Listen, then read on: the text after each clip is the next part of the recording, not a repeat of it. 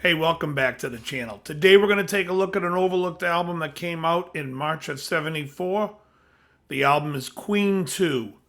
It is one of my favorite Queen albums. It's not my favorite Queen album, but it's up there and it's very close. Personally, I'm a bigger fan of Sheer Heart Attack. I also have a soft spot for the game. However, this album is overlooked, and that's the whole point of this series. Let's take a look at the songs. The album did not say side A or side B, it said white side and black side. So, song one on the white side is a song called Procession. This is somewhat like a funeral march. It's written by Brian May, it's mainly Brian May. It's nice, it's short and sweet and good. And it takes us into song two. Song two is Father to Son. This is a really nice song written by Brian May. Freddie Mercury sings it. Sounds great. Just a really great song to open up the album. To me, this really is the album opener. Song three, and a shocker, another Brian May composition called White Queen, As It Began. This song is a great song, sung by Freddie Mercury again, and again, really just sets the vibe of this album. Very melodic. I like all the parts. The drum is somewhat rhythmic and tribal. It's nice. Great song. Song four is a song called Someday One Day.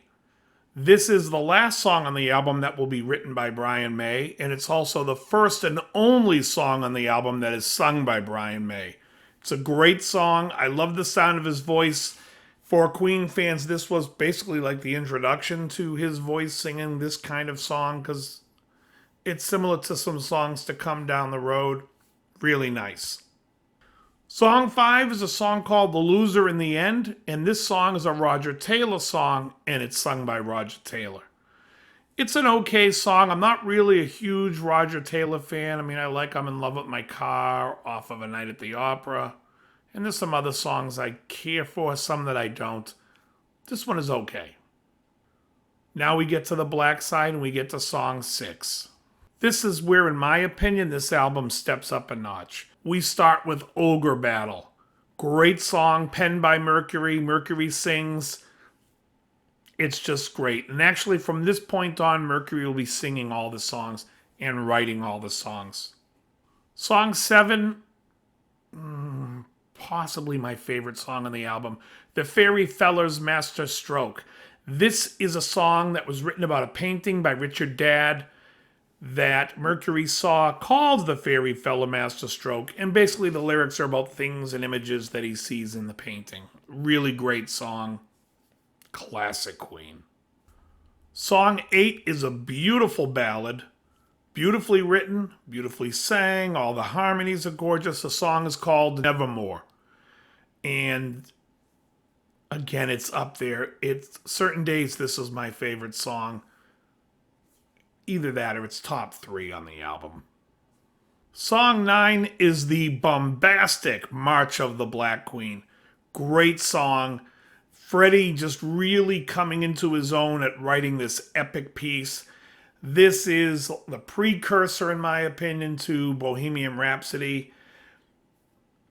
There's so many great songs that Freddie has written over the years. This is probably the best song on the album.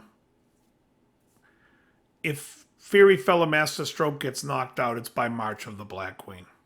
Song 10 reminds me of what goes on the next album. The song is called Funny How Love Is, and it has this feel of the later songs on Sheer Heart Attack, which is my favorite album. So this song is also a favorite of mine. It's really great. The last song on the album, song 11, is a song called Seas of Rye. On the first Queen album, there was an instrumental version. On this album, however, it's a full song with lyrics. It's still under 3 minutes long. Great little pop song, but a great song. The link for Spotify will be in the description. I'd like you to listen to this album if it's something you haven't heard before. And if you have, give it a re-listen. And let me know what your thoughts are on this album. I think it's one of the most overlooked albums by Queen, and I hope you dig it. I dig it very good.